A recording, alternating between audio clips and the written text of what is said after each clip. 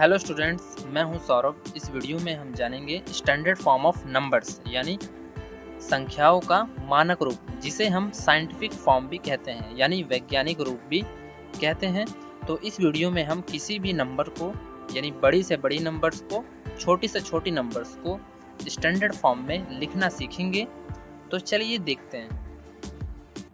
Standard form या फिर scientific form यानी मानक रूप या फिर वैज्ञानिक रूप, ये क्या होता है ये हम थोड़ा समझते हैं एग्जाम्पल की हेल्प से। जैसे आप लोग जानते हो क्या हो कि अगर आपने हमारा पिछला वीडियो देखा है तो उसमें मैंने आपको बताया है कि स्पीड ऑफ लाइट कितनी होती है। स्पीड ऑफ लाइट होती है 30 करोड़ मीटर पर सेकंड। यानी जैसे हमें लिखना हो क्या हो, स्पीड ऑफ लाइट क्या होगा, स्पीड ऑफ लाइट तो क्या होगा, वो होगा 30 करोड़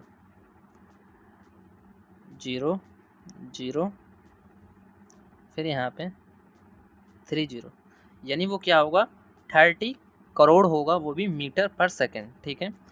अगर इसको क्या करना हो, हमें पावर्स में लिखना हो यानी घातों के रूप में लिखना हो, तो आप इसको कैसे लिख सकते हो, या तो आप ऐसे कर सकते हो 30 मल्टीप्लाई कितने जीरो हैं 2 2 4 4 और 3 7, तो ऐसे लिख सकते हो, है ना। लेकिन कोई कोई स्टूडेंट ऐसे लिख रहा है 300 और यहाँ पे 10 टू द पावर 6 कर रहा है। कोई स्टूडेंट ऐसे लिख रहा है 3 मल्टीप्लाई 10 टू द पावर 8। तो यानी यहाँ पे क्या हो रहा है, जो ये बड़ी से बड़ी नंबर्स हैं इनको हम क्या कर रहे हैं, पावर्स में लिख रहे हैं। पावर्स में लिखने के बाद भी क्या है, अलग अलग क्या है यहाँ पे फॉर्म, अलग अलग नंबर्स हैं, लेकिन ये सारे ही क्या है करेक्ट है मैथमेटिकल रूप से। ठीक है। लेकिन हमें क्या है रीड करने में प्रॉब्लम है, किसी ने ये लिख रखा है, किसी ने ये लिख रखा है, किसी ने ये लिख रखा है, लेकिन है ये तीनों ही एक ही नंबर। तो इसी प्रॉब्लम को, इसी कन्फ्यूजन को दूर करने के लिए हम लोगों ने बनाया है ये स्टैंडर्ड या फिर साइंटिफिक फॉर्म यानी मानक और वैज्ञानिक रूप। तो इसमें क्या होता है, इसमें ये होता है कि किसी भी नंबर्स को हम क्या करते हैं कि इस फॉर्म लिखते हैं के इंटू या फिर multiply 10 to the power n। यानी अगर कोई भी नंबर होगी, बड़ी से बड़ी हो या छोटी से छोटी हो, यानी लार्जेस्ट नंबर हो या फिर स्मॉलेस्ट नंबर हो, उन सभी नंबर्स को हमें के into 10 to the power n के फॉर्म में लिखना होता है। इसी को हम कहते हैं उसका स्टैंडर्ड फॉर्म या फिर साइंटिफिक फॉर्म। और देखो जो यहाँ पे के है, के ये डेसिमल नंबर होगी, और जो यहाँ पे ये है ये एक्सपोनेंशियल नंबर होगी, यानी एक्सपोनेंट्स में लिखा जाएगा। तो ये कैसे लिखेंगे, हम इसको क्वेश्चंस की हेल्प से समझेंगे। जैसे देखो यहाँ पे स्पीड ऑफ लाइट क्या है 30 करोड़ लिखा हुआ था, तो हमने क्या कर दिया, यहाँ पे ये वाला देख रहे हो ना, ये है स्टैंडर्ड फॉर्म। ये जो लिखा हुआ है ये है स्टैंडर्ड फॉर्म, यानी यहाँ पे के की जगह है 3 और 10 टू द पावर n की जगह है 10 टू द पावर 8। तो ये क्या है स्टैंडर्ड फॉर्म में है। अभी और अच्छे से देखते हैं। देखो क्वेश्चन नंबर 1, देखो यहाँ पे क्वेश्चन नंबर 1 क्या है 4 2 5 0 0 0। इसको हमको क्या करना है, स्टैंडर्ड फॉर्म या फिर साइंटिफिक फॉर्म में लिखना है, यानी मानक या वैज्ञानिक रूप में लिखना है। तो इसको लिखेंगे कैसे, देखो अगर हमको क्या करना है, देखो आप इसको ऐसे भी तो लिख सकते हो 425 मल्टीप्लाई यहाँ पे 3 जीरो है, तो क्या करोगे 10 टू द पावर 3, यानी 1000 से मल्टीप्लाई करोगे तो इतना ही आ जाएगा 425000।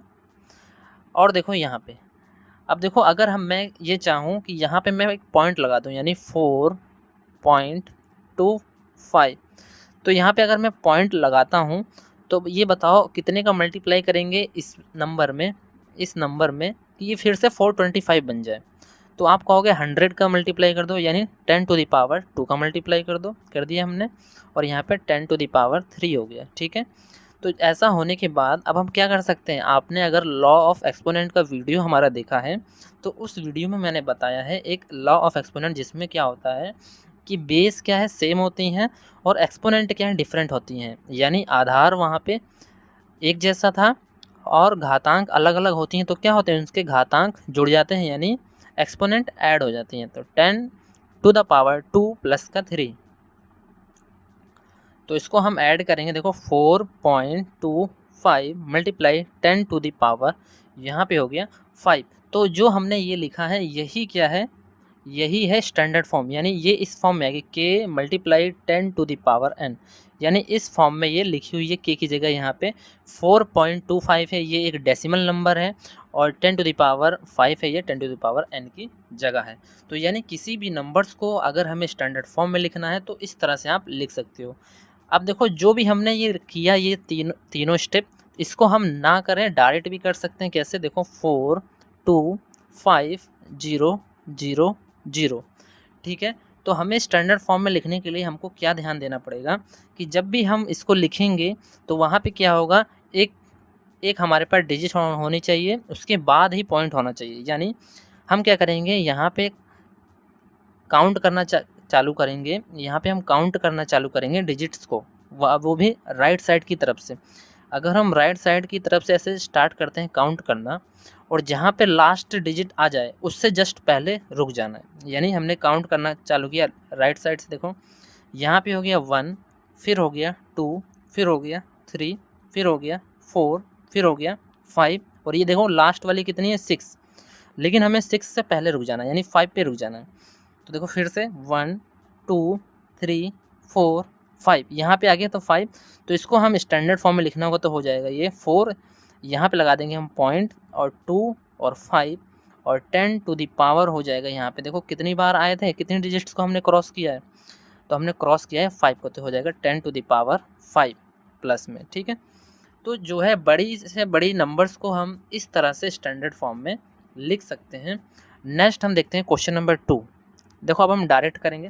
क्वेश्चन नंबर 2 में क्या है, 6 2 0 0 0 0 और ये 3 बार 0, तो इसको हमको स्टैंडर्ड फॉर्म में लिखना है। तो अब हम क्या करेंगे, डायरेक्ट ही लिखेंगे। देखो 6 2 0 0 0 0 0 ये, ठीक है। तो हम क्या करेंगे, राइट साइड से आना चालू करेंगे। देखो राइट साइड से आना चालू करेंगे और हम डिजिट्स को काउंट करते रहेंगे। देखो 1 2 3 4 5 6 7 8, अब ये लास्ट वाली 9 है, तो हमें 8 पे ही रुक जाना है। 8 पे आगे, तो 8 पे आगे तो इस डिजिट से यहाँ पे पॉइंट लगा दिया हमने 6.2, और कितनी डिजिट्स को हम क्रॉस करके आए हैं 8 को, तो 10 टू द पावर 8 हो जाएगा। तो इस तरह से जो हमने क्या किया, इसको स्टैंडर्ड फॉर्म में लिख दिया। नेक्स्ट हम देखते हैं क्वेश्चन नंबर 3। देखो क्वेश्चन नंबर 3 क्या है, यहाँ पे है 6 0 2 0 0 0 0, कितने जीरो हैं काउंट करते हैं, 1 2 3 4 5 6 7 8 9 10 11 12 13 जीरो हैं। 1 2 3 4 5 6 7 8 9 10 11 12 13। तो इसको हमको क्या करना है, स्टैंडर्ड फॉर्म में लिखना है। तो स्टैंडर्ड फॉर्म में लिखने के लिए वही तरीका क्या करेंगे, हम राइट साइड से आएंगे डिजिट्स को काउंट करते हुए। तो देखो 1 2 3 4 5 6 7 8 9 10 11 12 13 14 15, देखो लास्ट 16 हो रहा है तो हम 15 तक ही आएंगे, तो क्या होगा 6.02 ऐसे लिख दिया हमने। अब जो ये जीरो है इन सबको हटा के हम क्या कर देंगे, कितने डिजिट्स को हमने क्रॉस किया है, हमने किया है 15 डिजिट्स को, तो इसलिए जो हो जाएगा 6.02 इंटू 10 टू द पावर 15। तो इस तरह से हमने क्या किया, इसको स्टैंडर्ड फॉर्म में लिख दिया। हम नेक्स्ट देखते हैं क्वेश्चन नंबर 4। देखो क्वेश्चन नंबर 4 में क्या है, यहाँ पे लिखा हुआ है 20 करोड़ 20 लाख, यानी सॉरी 2 करोड़ 20 लाख, 20 लाख या लाख्स, ठीक है। तो इसको हमको क्या करना है, इसको हमें स्टैंडर्ड फॉर्म में लिखना है, यानी मानक या वैज्ञानिक रूप में।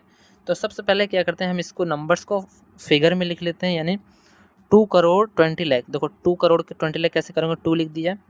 अब 20 लाख करना है, तो लाख में कितने जीरो होते हैं, वो 5 होते हैं ना, 2 हो गया। देखो 1 10 100 1000 10,000 लाख 10 लाख, फिर ये करोड़, तो 2 करोड़ 20 लाख ये हमने लिख दिया। इसको हमको क्या करना है, स्टैंडर्ड फॉर्म में लिखना है।